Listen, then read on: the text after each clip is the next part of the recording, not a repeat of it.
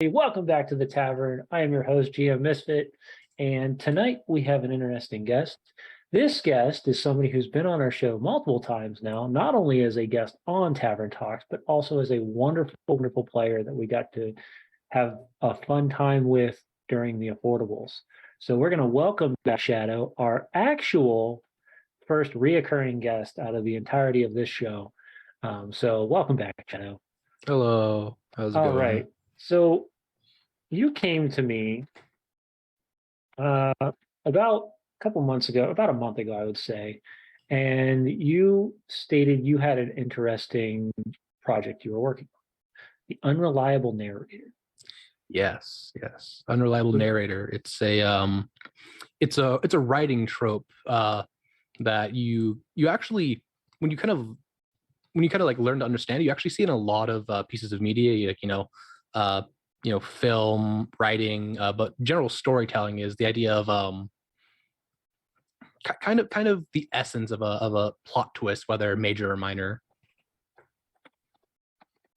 So for our folks, and for myself included, because I haven't had a ton of time to understand and read over everything that you come up with, because you did a whole presentation on this, which is not usually my shtick, but I like the fact that you put that much effort into it.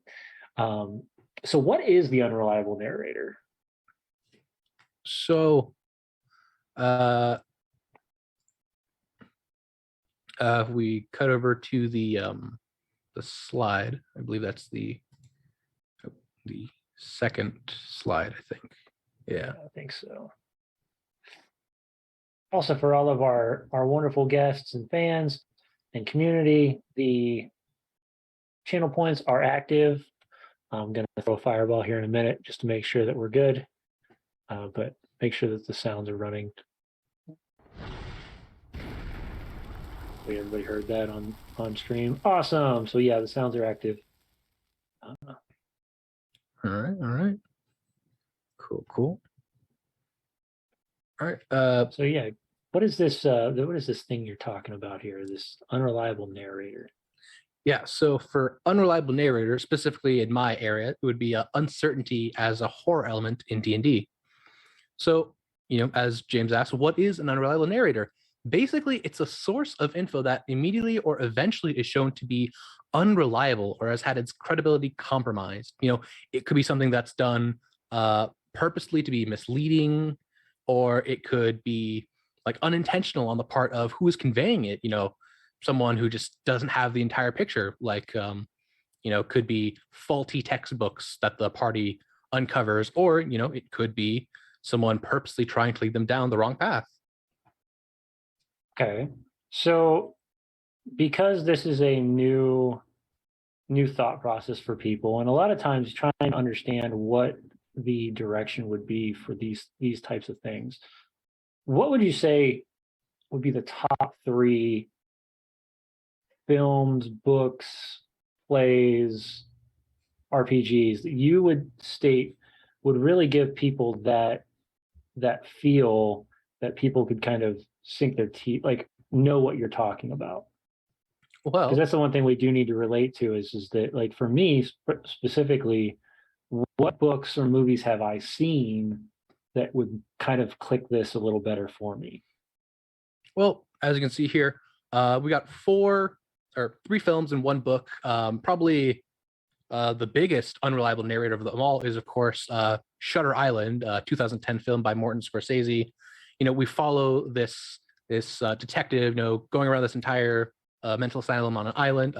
Spoiler alert, of course, but for the end of it, that he's looking for his wife or the murder of his wife, only to find out that, hey, you were never an investigator this entire time. The character, was actually a patient this entire time, And so it's kind of it's definitely one of the most thought-provoking films in terms of what the plot actually is, almost like Inception, as people have kind of qualified it as. It's very very much not what it tells you. Like, you have to deeply look into this, like, what is actually real, what is reality, what is fake.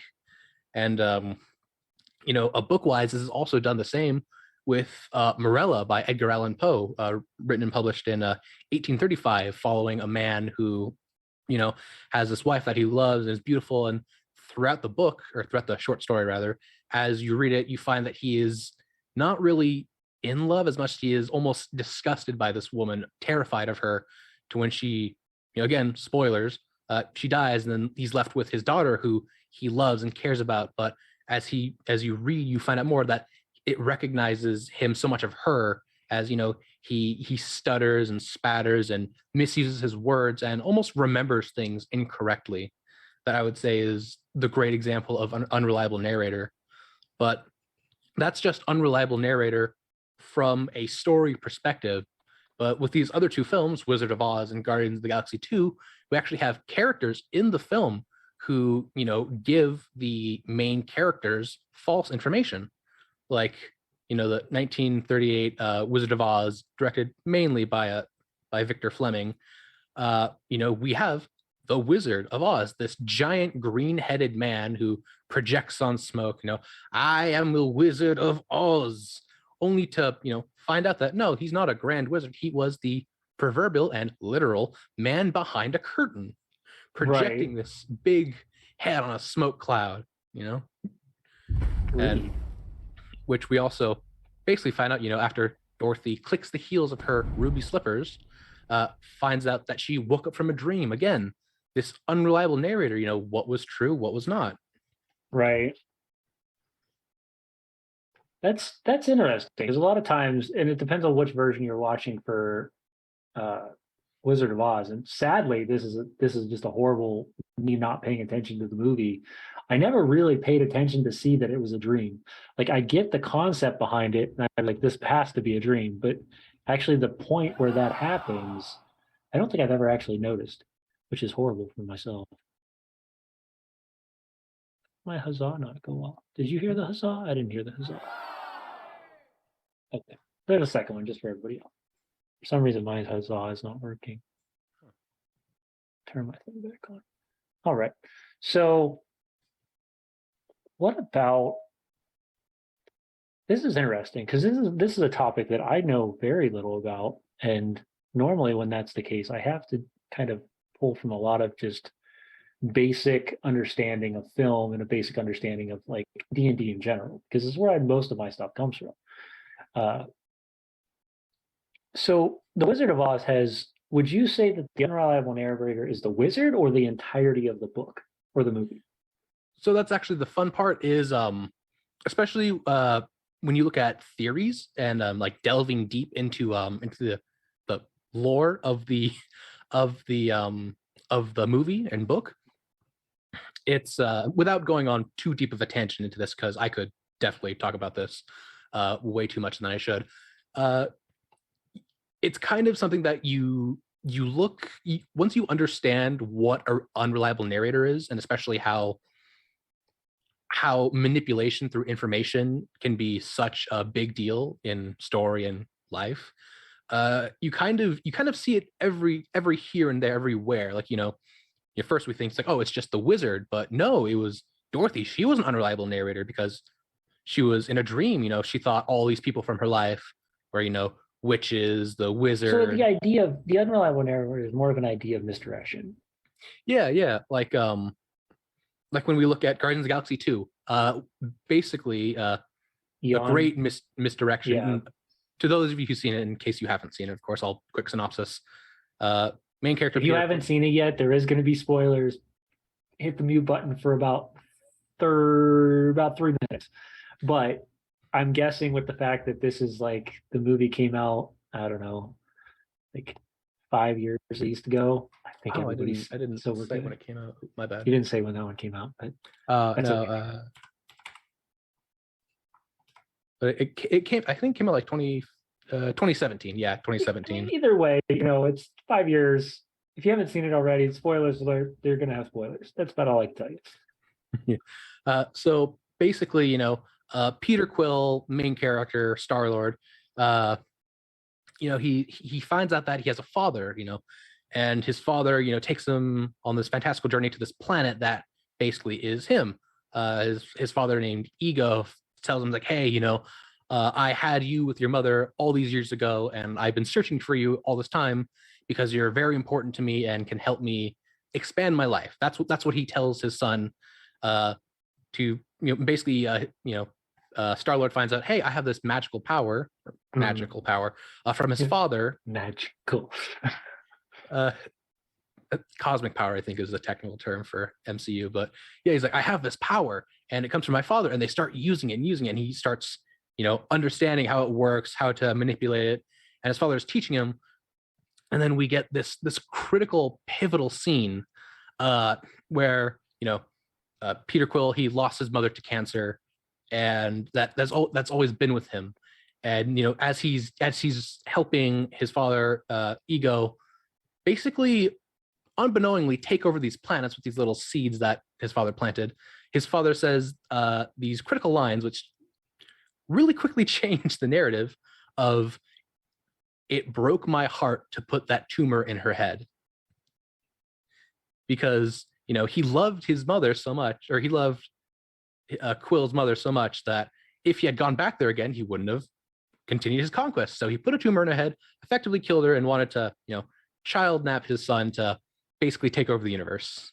Yeah, because that's some love right there. I'll tell you what. Yeah. It's interesting because this is something that now that we're explaining it, now that I'm understanding it, I use quite often in my games. And I don't think about it. I guess I didn't know what the name of it would be.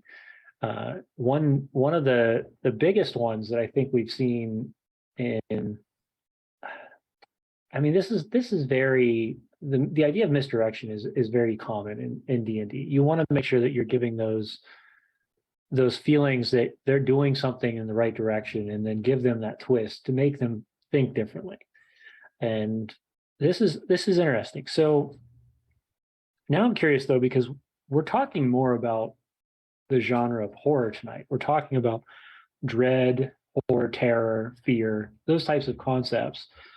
Now, without me diving too far into your slideshow, because I don't want to jump too far ahead, what is our connection to this? For horror? Yeah, so this is, because I think this can be used in all sorts of things. I don't really consider it just horror. Yeah, actually, before getting to horror, if you want to use this in D&D, if you're just trying to do just basic unreliable narrator for plot progression or intrigue, you could have, a key informant of the party has been a vampire's thrall this entire time, like, playing Curse of Strahd, have this helpful, NPC, but it turns out, this guy's been working for Strahd this entire time, feeding him all of these magical relics that the party has gone and uncovered, like, they defeat the murder house and the hags that live there, but that's just what Strahd wanted to. Now he has more plot real estate, the true horror. Right. No, I completely agree. I watch a stream out there, and I'm going to shout him out because I shout him out all the time. But Realmsmith has a wonderful Curse of Strahd horror campaign going on right now. Well, it's currently on hold at the moment, but season 5 starts soon. But one of the interesting things about it is a lot of these times that's the conflicts that the players are dealing with. It's okay, this has happened. Now we get to see what the plot is going to change now that we've done this specific thing. And this reminds me of a game that I ran about a year ago with my home group, where we threw a party at, and I think I've talked about this one before, where it was werewolves versus vampires, but nobody knew that it was a vampire that was running the entire organization. He was just the cult. He was just the priest of the city, informing the citizens that these horrible people were kidnapping random and turning them into werebeasts. Now the werewolves, the werefolk, I guess would be the best way to put it, because it wasn't just werebeast or werewolves, it's werefolk. And they were building small commune camps outside of this town to survive rather than to assault. And the main goal was to learn how to utilize those abilities without having to dive deep into the ancestral way of how a werewolf or how a werebeast would be created, which would then make them lose control. After weeks and weeks of finding of them learning, going through this town, working with the werefolk, learning about them, they stumble on the fact that this character was actually, not only was he a vampire, he was a drow, and which played completely into the whole full story of one of our characters whose druid grove got completely assimilated by a drow assault team.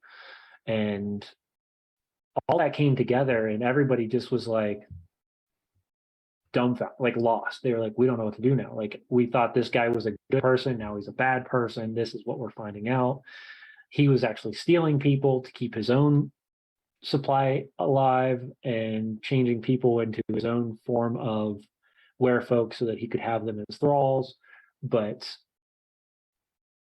it reminded me a lot, once I had read it and written it, it reminded me a lot of Curse of Strahd. It reminded me of that manipulation of information rather than the manipulation of resources and things like that. And this is kind of interesting that this is now has a name to it, so I have something to call it. So yeah, so it's like, and it's not just like, someone directly telling someone false information. It could be kind of like a secondary source, like, messages the party's been receiving from their employer, like, working for the mayor, hey, go slay this group of bandits. Mm-hmm. Well, as it turns out, yeah, that's not what they were supposed to be doing this entire time, because the second that that letter leaves the city, quick Thieves Guild member picks it up, steams it open, changes it, and sends it back off, and now they're getting totally different orders. Like, you weren't supposed to slay those bandits; those are townsfolk. You're supposed to give them water and food. And even with that with that campaign you were talking about, that could even go into this too, like a sense of players not knowing what they're doing, like what they know as a fact. Because, like, a player they become afflicted with some kind of lycanthropy, like, werewolf, werebeast, werecreature, whatever werefolk they may be, and they have I tortured my players with this one too. Like, they were every turn, I swear, they were always like, something else is changing. Something else is changing. I was like, oh yes, this is where we're at in this game.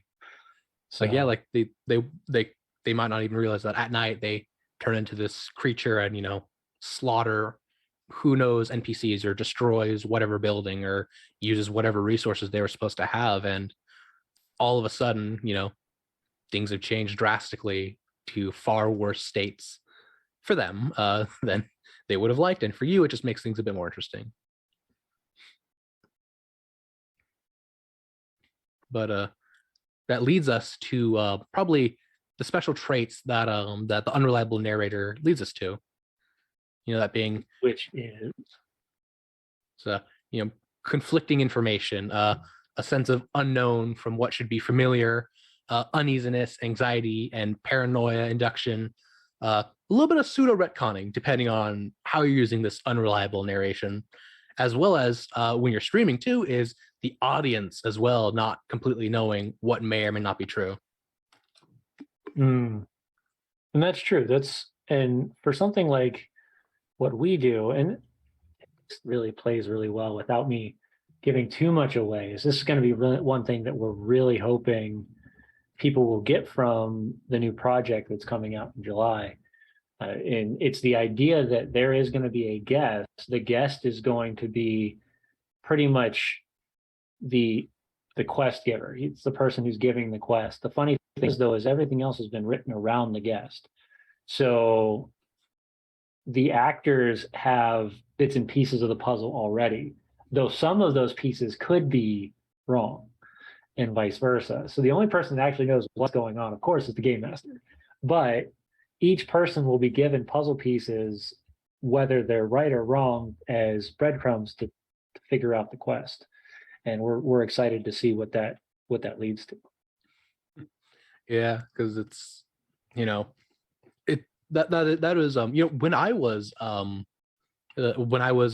know, cast as Enzifer, like we had that too. Like I knew what was, I knew generally what was going on. Like, you know, Right. going to be the last final fight. I kind of had an idea there's going to be a chance where, you know, as Enzifer, spoilers if you haven't watched that far with their series, the Affordables, was like, you know, does Enzifer, you know, does he betray this group that has a sister part of them to, you know, save his own hide? Everybody, like, without me like, so we can kind of go this because the arc is over, and if you haven't watched it yet, I hope you do experience some of these feelings that I felt even as a game master. Everybody hated Incifer. And I wasn't expecting it, truthfully. I thought, like, you know, yeah, he was a little more smug and he had some things wrong with him because he was trying to hide certain things. But the fact that, goodness gracious, I think 2 or 3 of the characters like legitimately hated him. I was blown away with how much there was an aggression there towards him. And even at the end, they're like, we still like him. I was like, but it did make an interesting story, and it allowed you then that moment of choice that you get as a player to be like, do I take it? Do I leave it? And things happened, and you have to watch this episode if you want to find out. But he made a split decision, and it definitely changed the entirety of that play out at the end of the show. So exciting stuff, tell you what. Yeah. And you know, it's that audience not knowing like what is true, as well as, like, you know, this general uneasiness, this anxiety, and this paranoia that we really see the unreliable narrator take place in horror for D&D. And I think that when you are talking about horror, you need to understand like what is horror. Like horror is, it's like this idea of, like, you know, uneasiness, anxiety, and paranoia, but specifically it's fear. And I think, you know, like, what is fear? You know, fear is psychologically, of course, it's a primary response of defense that your body just gives off, you know, provoked by a sense of danger, you know, whether it's real, foreseen in advance, conjured by memories, or even produced by fantasy, which is what would be happening in our case for D&D. Right. And it's through this fear that you are really able to fully take control and like give that super that hardcore aspect of horror. But, you know, of course, even that by itself, just the idea of fear isn't the whole picture, especially what the unreliable narrator does with the specialty of what it is, I would say, would be angst. You know, angst being you know, it's not as much fully a psychological instant moment. It's actually more of an emotional state of human existence that, you know, comes to life from, you know, the influx of excitement, like all this energy, overwhelming stimuli from at like to an uncontrollable level, like, you know, a traumatic situation. And the interesting thing about it is that general angst has been called anxiety without effect, because anxiety, while similar, is the process of adaptation in the face of a perceived danger or threat. Whereas with angst, there doesn't have to be anything perceived. There doesn't have to be anything in front of you. There doesn't have to be anything behind you, not physically or literally, but metaphysically in their mind. You know, if you're on edge, like, you know, players can't, like, the player characters, you know, they can't sleep, they feel uncomfortable eating, you know, there's something around them, something just around the corner in their in the peripherals, that something they can smell, hear. And I think that is where the Unreliable Narrator really shines. I like it. No, I agree. And you're right. It's when your players are on edge. It's when the players can have that uneasiness, no matter if it's in person, like they're feeling it as a player in the game, or if their characters are feeling certain ways or are getting treated certain ways. One thing I love to do, I absolutely love to give visions. I love to give daydreams. I love to give dreams. Oh my goodness. You want to talk about a player who especially if the player is extremely role play heavy, give a player a dream. Oh my God, it's amazing. And you watch them just dive into this thing, rather whether the dream is great or whether the dream is horrific. Either works because they're just going to eat this idea up. Um, One thing that GUI Cube does is in their giant modules that they have is they have characters called they have specific things that a game master can place on certain characters. So without spoiling too much, which if you read it and you want to run it, there's a character called the Mugda, which is every character, every carnival that is ran through GUI Cube or through the Red Star Rising campaign has a Cirrus, who is somebody who can see the future, but always a female. Well, if it's a male, now it becomes an omen. Now it becomes dangerous. Now it becomes weird. So you then give them this ability, and now they start seeing things in dreams every night. And then you elaborate on that dream a little more. You elaborate on that dream a little more until it almost becomes paranoia. And it's part of who that character is. The other character is called an attuned, who is kind of like I see dead people from like the Sixth Sense. And there are areas of the game where it'll state if you're the attuned, you see this while everybody else is seeing this.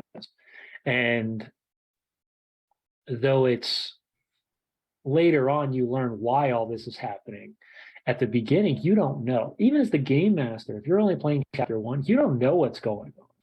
And you don't really understand how it's all working until it's, I wouldn't say too late, but you've already been doing it to your players and you've already been experiencing it as a game master for so long that you're finally like, okay, now this clicks of why this is happening. But yeah, the first chapter book, everybody is the unreliable narrator because nobody knows because everything changes in chapter 2. So I think that's an interesting thought. Yeah, and you speak of, you said the Mugda. They're these creatures that or creatures. Well, it's not it's a person who just gets placed with this sight. I guess it'd be the same thing as if if you've played the Curse of Strahd, the Vistani who has evil eye, who can see additional things. But it's specifically if it's a male character who gets the sight, now it becomes an omen. Now it's an ill omen. Now it's a danger. And not only are you supposed to play that way as the player, knowing this, but all the NPCs around you have to react to this if they find this out. So it can completely change the entire way you see the game as a whole once this information starts leaking.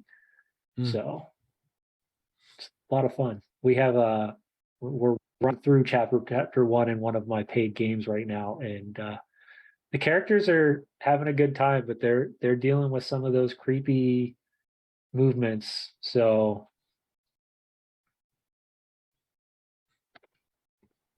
I mean, honestly, I totally understand that, especially like it really makes sense, being able to see something that no one else does, it gets that insanity. But what I think could be a little bit more fun would be not just something that only a few people can see, but something that no one can see. And this is where we get to one of my favorite homebrew creatures, tropes, BBEG, the false Hydra. Um, So I've heard so much about this creature, and I have never taken the time and energy to look it up. So now I'm going to learn something, people. This is a game master who's taking his time and energy to learn something new. to live is to learn, as I love to say. But the false Hydra, to give a bit of background, first introduced on the blog Goblin Punch on September 4th, 2014. Uh, I would honestly say it is the physical manifestation of the unreliable narrator trope. It's this horrific creature that it sings this psychic melody that makes it basically imperceptible to anyone who hears it. And you know, it could be crawling through the streets singing its horrendous song, and it just, it's like the blind spot in any and everyone's perception. And what makes it even more of a terrifying creature, this menace, this almost world class threat, is any creature, person, or being eaten by the false Hydra disappears from people's memory in entirety. Oh, talk You about have the curses you could play with this, people. Oh my God. If you've seen it, and I relate a lot of stuff to anime because I watch a lot in my free time when I have free time. But this reminds me, if you've seen the new, well, I wouldn't say it's new, it's newer anime, Seven Deadly Sins, when Gother reveals the fact that Escanor, or not Escanor, shoot, my brain is not figuring out names. Demon Prince was actually an angel, but because they changed his mind, it had a ripple effect. Anybody that knew him, they saw him as that new character. They didn't see him as the old character anymore. They saw him as the new character. And once it was shattered, everybody got screwed up because they thought the same way. So if you thought, let's say you thought this person was your friend, turns out this was your enemy the whole time before this whole shift in time had happened. Or better yet, you thought it was your brother, and then this was a whole enemy, and vice versa. It definitely threw me for a loop. I was like, oh crap, I didn't expect this to be something. I have a gnat in my room. Oh my God, it's gonna drive me crazy. But yeah, this false Hydra thing is kind of what I'm thinking with this is, imagine the twists and turns that you could come through when thinking about this kind of stuff. Yeah, because kind of like one thing that one example I would say that I think would really work would be, you have you have Josh and Jones grocery store, Right. Josh and Jones grocery store, and you go in there and you're like, oh, I wonder who these guys are, and it's just, this is Josh. It's like, hey, yeah, I'm working the front counter. He's like, well, why is it called? Where's Jones? He's like, well, I mean, there isn't a Jones. I don't know what you're talking about. And he's like, well, why is it called Josh and Jones? And it's like, they wouldn't be able to give you a concise answer, because the way that the false Hydra works is like the way it moves through towns and cities, is that it creates this imperceptible blind spot. So it's like whatever inconsistencies it creates by devouring people, it's their minds have to fill it up. Like,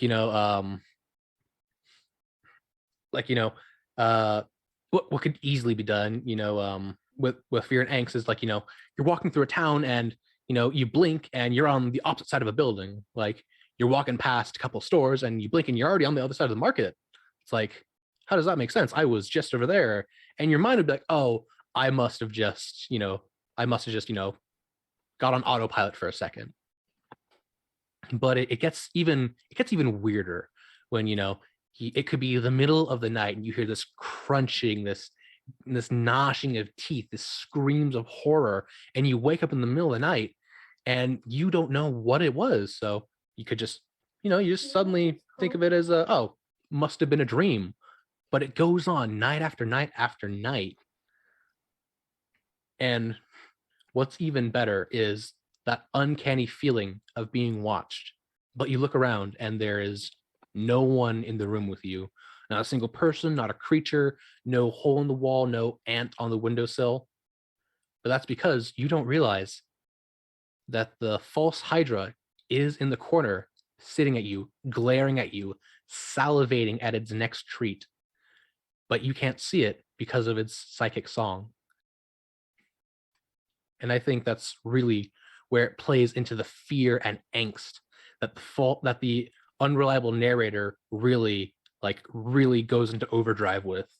It's this idea of, I know How it's do you, there, so but you don't. like, holy goodness, like let's talk about this for a second. So how the hell do you kill something like this? Like, So- how do you, like, let's think through this. If you can't see it, you can't be and you have to be under its, and you're under its song, how would you know that you would be attacked? So that's actually one of the fun things is that the psychic melody, it's something that it sings. It's constantly singing. And that's why, when it grabs people and drags them away, it has to stop singing ever so momentarily to devour. Which, by the way, this creature's design is based off of one of the enemies from the Legend of Zelda games, Dead Hand, by the way. So it has these it has heads like a Hydra, multiple sprouting heads and necks with human teeth, clack, clack, clack. But it's singing these melodies. And so one thing is, as a DM, to clue your players into it is myriad of things. If they have resistance or immunity to the charmed condition, it could be you could give them a wisdom save to effectively not be charmed and see glimpses of it, or a reaction save to while you're looking at this thing, split second, you whip out your dagger and carve a message into their arm. Something's not like something's here, or better yet, Right. Medieval town. It could be an older character, it could be a battle hardened smith, or it could be the town crazy person who is deaf. And because they're deaf, they can't hear this psychic melody. And so, the town thinks they're crazy because they'll be walking the street and then all of a sudden they start crying, screaming, bloody murder. What the hell is that? And everyone looks and they're just, I don't know what you're seeing. You're crazy. Get out of my tavern. You're making people This would be a uncomfortable. petrifying thought process, but I would love to do it to a player. And what a cruel way to just launch that kind of fear into your players. Like, can you imagine that? Like, truly, where you at one point you would just be, everybody's just walking around, the one person that you have no idea or even could trust is screaming bloody murder, and it's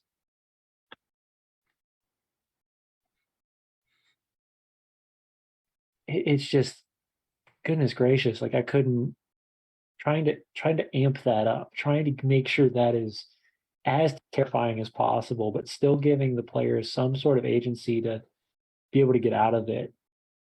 Man, that would be a puzzle, pretty rough puzzle, that's for sure.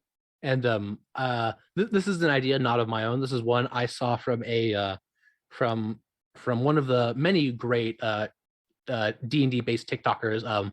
I'm kicking myself for not remembering their name. Who knows? Maybe they're eaten by the false Hydra. No, but they gave this beautiful idea that the party saves this town. They're at this town and they save it from who knows bandit attack, and the town painter comes out and says, "Hey, I want to do you a service. I want to commemorate you, so I want to draw you and mount that painting in City Hall." And so like, okay, yeah, let's do that. So he paints it.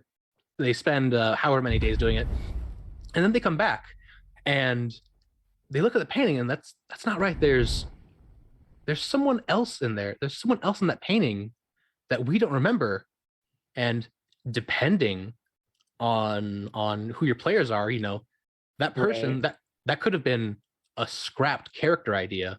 Like, say one of your players, they couldn't decide, do I want to play a barbarian or do I want to play a magic caster? And they go with that magic caster. It's like, well, that tiefling barbarian, that looks exactly like my backup character. But they were never introduced in the game. I was like, well, that's the thing. They were, but sadly, they were eaten by the false Hydra. And you would never know. Other than this one single painting. That's wonderful. Now, I feel bad though, especially if I kill off somebody's character who wasn't even there yet. I'd be pretty brutal. Yeah. But it would be fun though if you did. So this is the only way I would do something like that is if I had played it early in the campaign. I'm like, okay, hey, everybody, make sure you have 2 characters ready. Mm-hmm. First part of the campaign, and then towards the middle of the campaign, they have the artwork where they're seeing those 3 characters that have not shown up yet, or the ones, and be like, oh, well, guys, hey, those 3 characters that you had, you can rip those up. Sorry, they're already dead. Like, what? First off, I'd probably piss off all my players, and I don't want to do that. It's definitely one of those things you cannot do multiple times a campaign. It's definitely one of those, like, this is. So how could you use it? So because I like to play around with my stuff, I like the false Hydra, but how can we twist it? How can we change it so that it's more, it gives off a different feel? So one thing I would say is like, funny enough, like the Unreliable Narrator, that being because it's the physical manifestation, creatures like this, or beings, entities, whatever, we've actually seen them before in different forms of media. Like the stories from before that we mentioned, they're actually characters, examples in media. Like James, I know you said you were a fan of anime. I don't know if you've seen One Piece.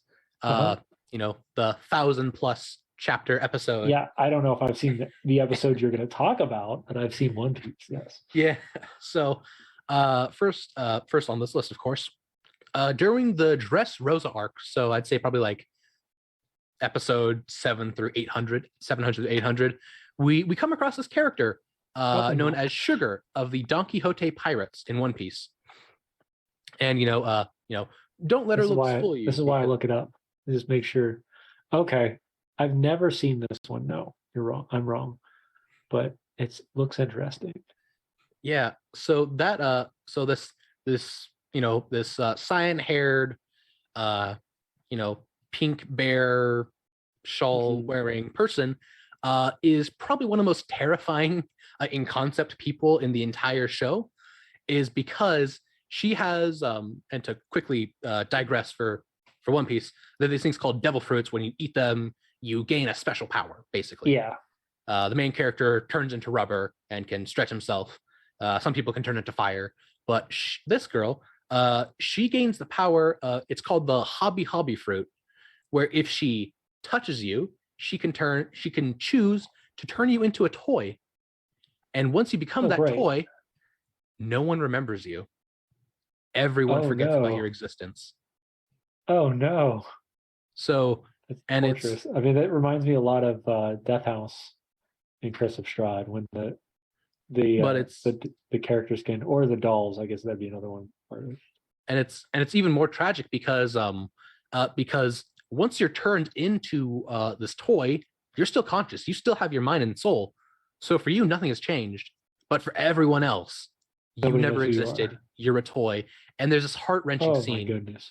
There's this heart-wrenching scene where there is this random, I think it might have been like a horse toy, where it goes up to this woman and child and it starts crying and begging them, like, please remember me. You need to remember me. I'm your father, to this woman and her young child. And they're freaking out. It's like, we don't know you.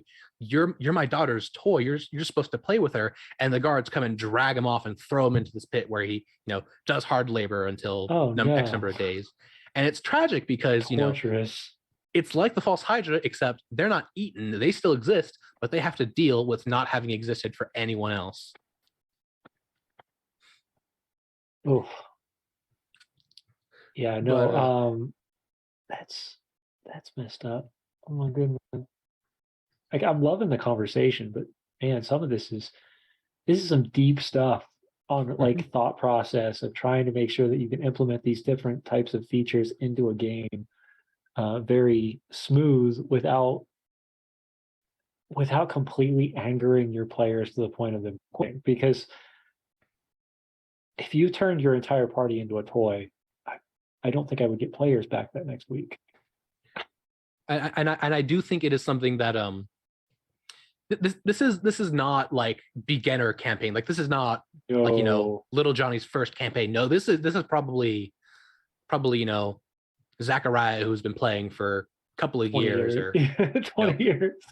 You know, theater kid kind of things, where it's like it's definitely something that it requires a little bit higher level of understanding, both from the players and also the DM, to be able to actually pull this off. Right. But you know, besides anime, we can look at a different source. You know, who all out there are Doctor Who fans? You know, classic, you know, Time Lords and Doctor Who. Everybody has told me to look into it, and I have not had a chance yet. It is Doctor pretty good. Who is the it's very similar to what we're trying to make our next show like, because you won't have to really watch every episode to understand what's going on. It's episodic, so they don't have to be always. There'll be little hints and stuff within each episode, but we won't really know the main plot until the end. Okay, so this creature, what is this? Yeah. So you're gonna have to give me a little bit of background here, because like I said, me and Doctor Who don't really know each other too well. So, well, as the good doctor would tell you, this creature, this humanoid-looking creature with this, you know, giant bulbous cranium and sunken-in eyes and distinct lack of mouth, well, from what we can see, is known as the Silent, and it's not a creature; it's a race of creatures. Okay, and kind of, I like the fact that they wear tuxedos. That's pretty funny. They're very classy, yeah, very dapper. Very classy.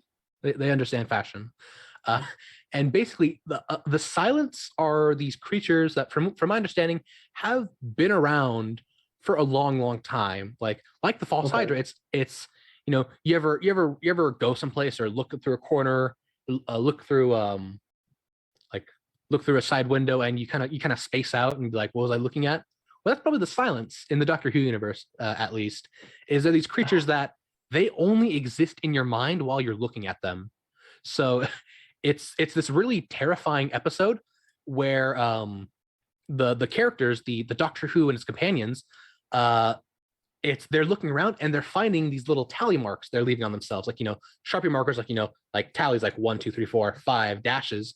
Yeah. And throughout the episode, they're just looking around, it's like doctor, what is going on? It's like it starts with like just a little tally mark on their arm, and soon it's all across their arm. Like, you know, there's no spot uncovered on their faces, on their arms, underneath their shirt and clothing, because that's how many times they're seeing these creatures and remembering what they are.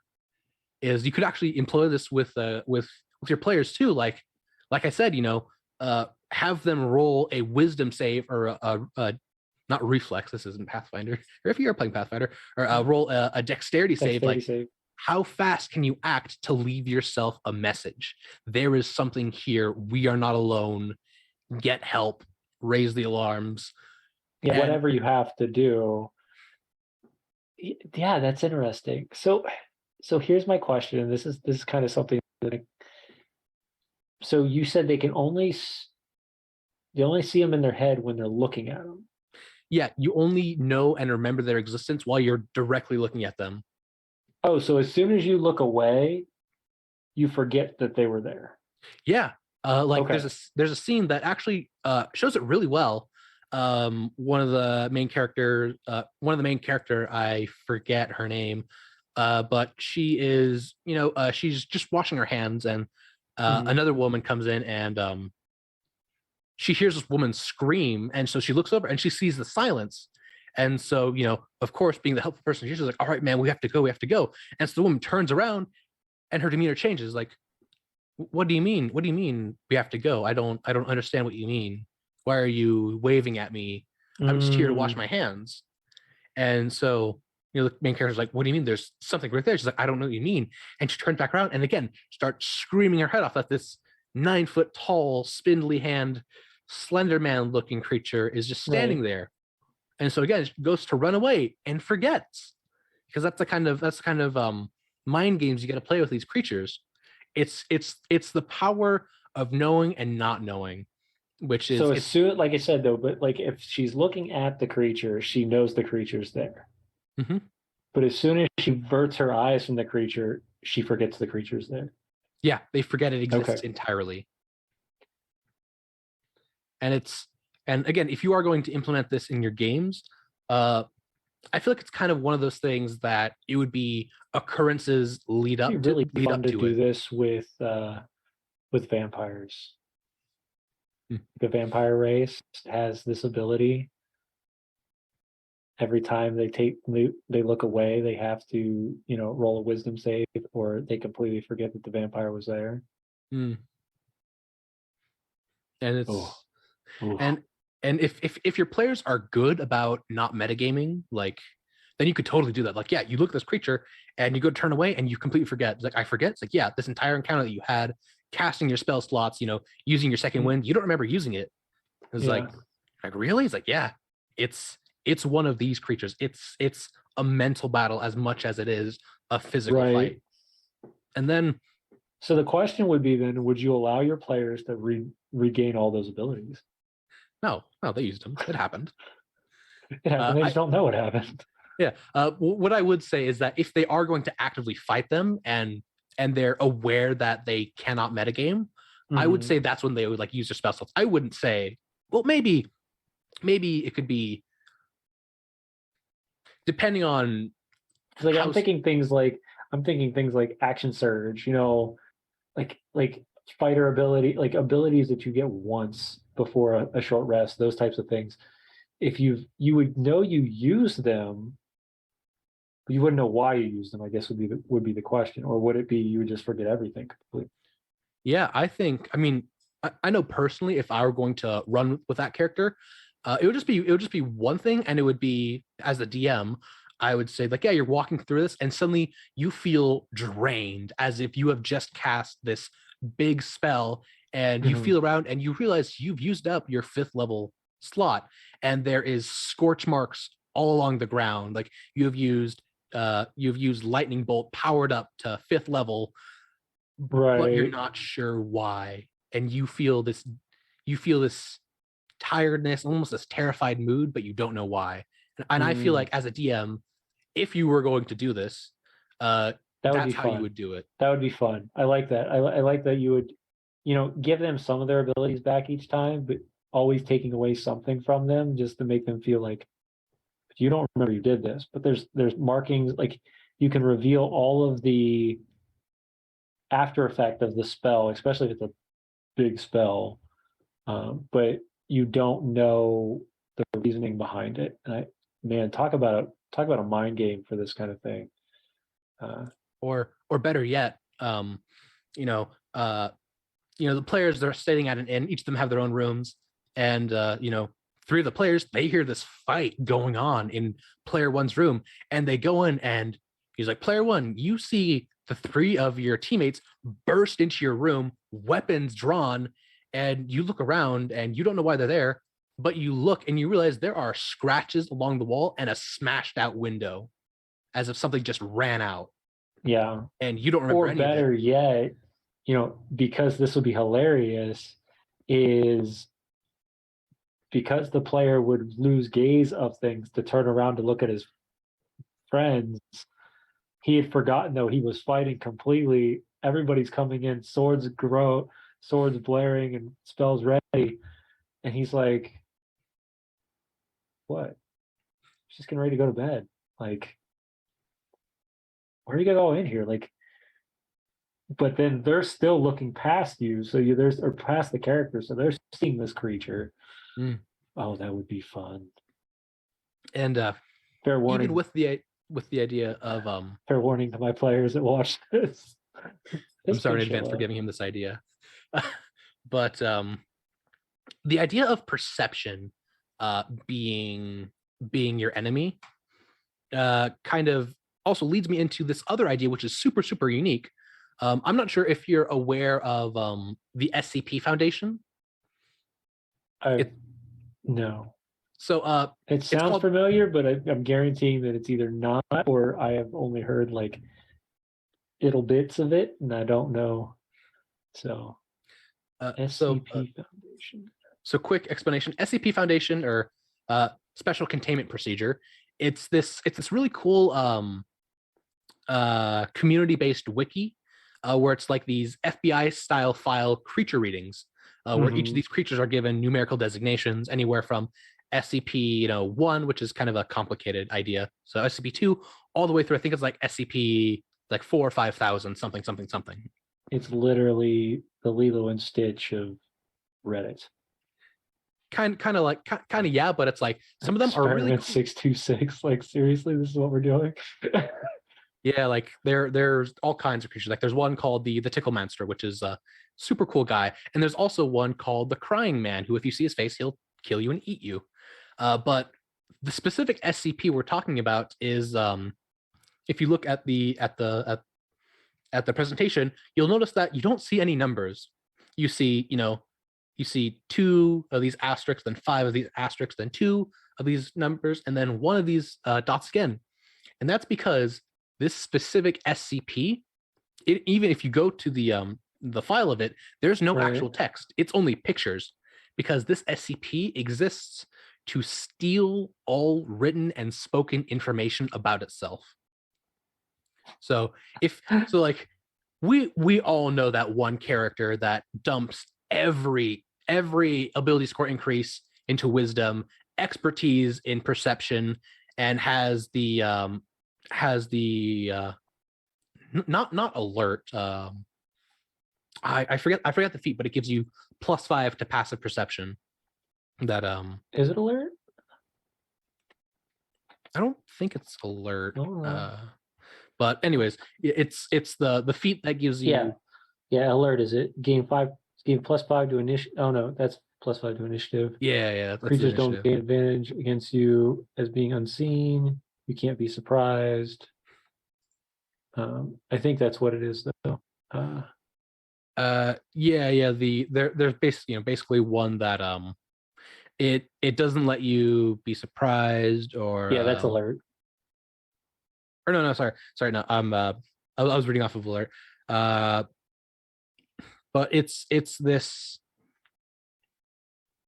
I'm getting off track, sorry, but we all have that player that just dumps everything into perception, like nothing can sneak up on me. I can see through the world, through walls. Well, that's where a creature like this could come into play. It's like, yes, you see this creature, and only you can see this creature, and because of that, it's going to want to kill you. And it becomes like this a pseudo unreliable narrator style enemy, or false Hydra like enemy, because it only will attack you if you know it's there. I see what you're saying. Yeah. So it's like, again, kind of playing with that meta idea of kind of like ignorance is bliss sometimes. Like sometimes not knowing something will keep you from being viciously mauled by this creature. But again, that's that there's a whole deep dive you can go into for how to effectively create horror in D&D, whether it's through creatures that terrorize the lands, or it could be things that your characters realize, like a character slowly going insane, losing their minds. Right. And yeah, definitely. And like, I know I can only tell you so much, and James can only tell you so much. That's where I had this little resource page specifically if you're doing horror. I know Van Richten's Guide to Ravenloft, one of the officially published books. This thing, it has a whole chapter dedicated to running a horror-based campaign. Pages 202 to 221 is a pre-made horror adventure, where 185 to 201 actually tells you like what to do, like how to talk to your players to like, okay, I want to do a horror thing. Like, what are you okay with me trying to scare you with? Like, Oh yeah, make sure like this is a heads up for anybody who's getting ready to do anything like this. Make sure you have a good session zero and that you talk to your players through this kind of thing. You can really, and I don't want to say this in a bad way, you can really trigger people with some of these things, and it's going to make the game not as fun as you think it's going to. Just a heads up. So for new players or new game masters who have never done stuff like this, make sure you sit down as a table and you decide as a table that this is the kind of stuff you want to go to. Because even things like Curse of Strahd have some very dramatic moments in it that can trigger people based off of certain traumas or phobias. You know, me personally, I don't like spiders, but I'm willing to kill one.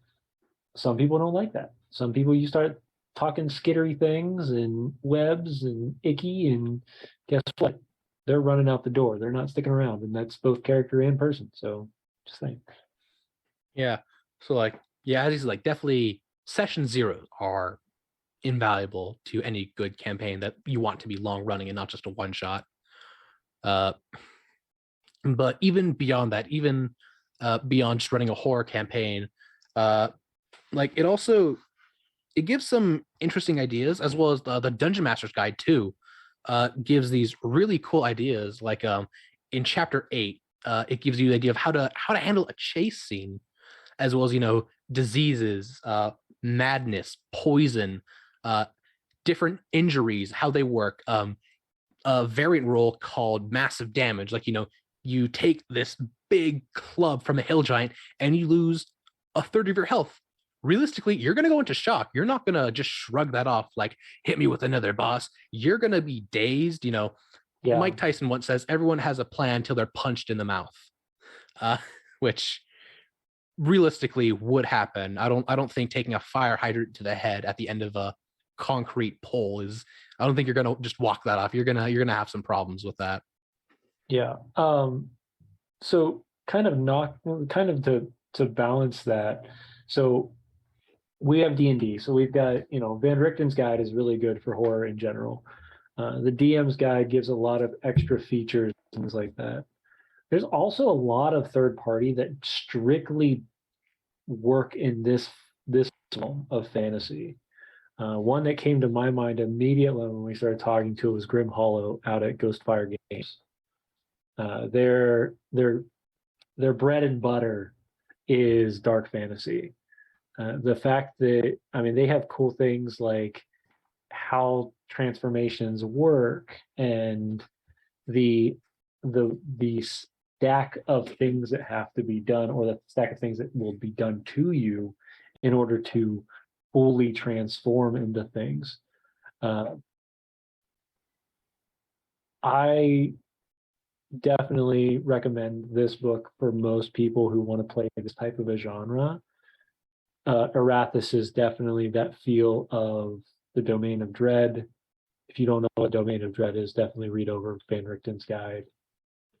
All this dives into things that happened back in second edition when Curse of Strahd came out the first time. And a lot of the stuff with Greyhawk, a lot of the stuff with Ravenloft, all plays on these tropes that we talked about tonight. This thought process of the unknown, the idea of understanding and not understanding immediately after, and just the mind trip that this could cause a player or a game master in general, and what needs to be prepared in order to do so.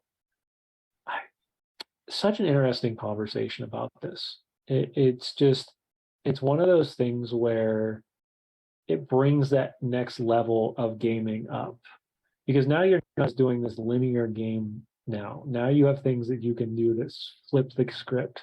You have things that you can utilize in your pocket and in your toolkit that allows you then to make it more intriguing. And these types of things can be really useful when you start diving into people's backstories. You start diving into people's characters. Maybe it's their class. Maybe you understand the class a little differently than they do. Maybe it's their backstory. Maybe it's their background. The best way to describe this kind of thing better would be characters like the Gloomstalker. why are they a Gloomstalker? Or, trying to think of a couple off the Soul Blade, because now they're messing with souls and they're messing with, psionics and those types of things. Anything that has to do with the mind, you start to play those extra features into the game, and it tells that story that much more richly than it would just, well, I'm a Gloomstalker, but why are you going? Where did this come from? What is this idea of hunting the strange, the weird, the over the top evil that Gloomstalkers hunt? Like, where did this come from? And then making sure that those players feel that passion of their class. I would hate to play a Gloomstalker. Truthfully, this is my personal opinion. I would hate to play a Gloomstalker and never come up to something that really doesn't challenge me in a psychological way, because that's what they're built for.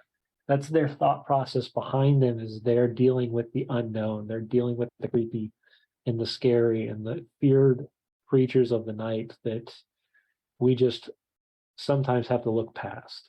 And I think you'd be doing a dishonor to your Gloomstalker. And though a lot of people don't like Rangers, if you as a game master, and I'm telling this to all game masters out there because this is something that I had to learn very quickly, if one of your players wants to play a ranger, make sure you sit down wonderfully with your player and you let them know what kind of campaign you're running, because you don't want the ranger who picks forest and you're playing in the city. You just don't want that. You don't. I mean, at that point, you just have to go with the Tasha's Culture of everything, just the changed ranger, because that's what I go for. The only time I ever played a ranger, that's what it was. It was the basically the changed one, which in my opinion is more all around and better. Yeah, Tasha. Well, it wasn't a new one. It was the optional features, Tasha's Cauldron of Everything. Oh, okay. Yeah. It came out with there's no longer the favored enemy. It's just like you have proficiency bonus per long rest. It's like, okay, yeah, I mark you or stuff like that. Yeah. So there is. So I, for a while there, because I had one of my players who really wanted to play a ranger, and we went over the ranger class, and like, I don't like this. So shout out to our wonderful people over there at the Dungeon Coach, who is a pretty awesome YouTube channel. Go check them out if you want to learn crazy things about D&D. And congrats to him for becoming a full-time content creator in D&D, which is awesome. But he came up with the alternate version of the Ranger. And I'm telling you, I let my player play that and he fell in love with the Ranger. I was like, wow, and it's great because instead of you picking a natural environment and being constricted to only being able to utilize the ability in that environment, they pick the environment, and then those environmental abilities is how the character moves. So, if you pick the cold, well, now you don't deal with anything that has to do with temperature, and any sort of wind or whatever, or any sort of turbulence or rough terrain would no longer be an issue. And that's no matter where you're at, because that you learned that from being in the cold. And I might be giving that the wrong exact response, but you can find it out online. His free Ranger guide, which is really cool. I think I would suggest that to anybody who wants to play a Ranger and is not too thrilled with the Ranger that's currently in D&D. So just a thought process. Does anybody in the chat have any questions? We've talked a lot. We went over a lot of stuff. Shadow, as always, has a slew of information that even I, as a seasoned DM, sometimes can get thrown off by, and I'm okay with this because this is why we do this every week, and I learn more stuff. It also, for my players that watch this show, I normally get kicked for doing this show because I have so many guests on here, and it gives me all the wonderful ideas that I can torture my players with. But as we're finishing up tonight, I just want to give a shout out to anybody that's going to Gen Con this coming year. I will be there. I'll be running games Monday or Thursday, Friday, and Sunday. give a big shout out to our wonderful people over there, GUI Cube. You want to pop that little message up there, tech guy, and we'll show that off real fast. But the Great GUI Game Show is their big, extravagant game that they play. We've played it at multiple locations now, and this one's going to be bigger and better than any of them because we've got a bigger and better stage at Gen Con. But you can win prizes. Make sure you keep an eye out for this. If you're not able to go in person, we're going to be running a team of people online as well. They can win cool prizes as well. So make sure you keep an eye out for this. This is Friday or Saturday in the morning, Eastern Standard Time, and we will be. I most likely will either be helping with this or in the background somewhere. And also, if you're going this year, come find me at the GUI Cube room. I'll be running my module, The Witch's Wrath, part 1, in the room, and then you'll be able to, of course, buy that full module out at the table this year. So super excited that book is done. I put my blood, sweat, and tears into that thing for about 6 months, and wrote my first adventure, which was pretty awesome. So. And it does. It has a lot of this stuff that we just talked about. A lot of the fear and angst and terror moments in it, which is kind of what I had driven most of my goal for in that book. So it's funny that we now talked about it on the show. So, do you have any questions, Shadow? Anything you would like to say? Final words. Does anybody in the chat have any questions? My beer is almost gone. Anything I'd say, I mean honestly, when it comes to horror, reality is often stranger than fiction. Inspiration can come from anything. Like, you could look to the depths of the ocean to giant squids, or look to the stars with gamma bursts, which are basically apocalypse rays that microwave planets into nothingness. Right. Fear can come from anything. It could be existential, or it could be, fear of that ant on the windowsill. It could come from anything. It's just how you use it. And I would say be descriptive, because I know we were talking about, fear of the unknown and fear of nothing, but I think being descriptive, and not necessarily being crass or crude or gross, but giving your players a solid picture in their mind, or an idea of what's going on, what's happening. I think that is definitely one of the most valuable skills to learn, especially if you're if you don't have access to minis or really cool backgrounds, or if you're just doing theater of the mind. Being able to properly describe something is, in my opinion, one of the most invaluable skills you can have, especially as a DM and as a player too, honestly. Oh yeah, 100%. Don't make your DM do everything. It's my one thing I'm gonna tell people all the time. Don't you make your DM do everything. There are days where I love it. Absolutely love the days where we'll be in the middle of the session. The players will get something that they need to talk about, and then some reason one of the players gets a random hair, and there goes, well, you know what? I'm gonna find out about this person tonight. And I, as a DM, just kind of lean back in my chair and listen. And you've got player interaction between 2 or 3 of the players, and then you see the rest of the party start to chime in. And it's just like, I haven't talked for 20 minutes, just listening.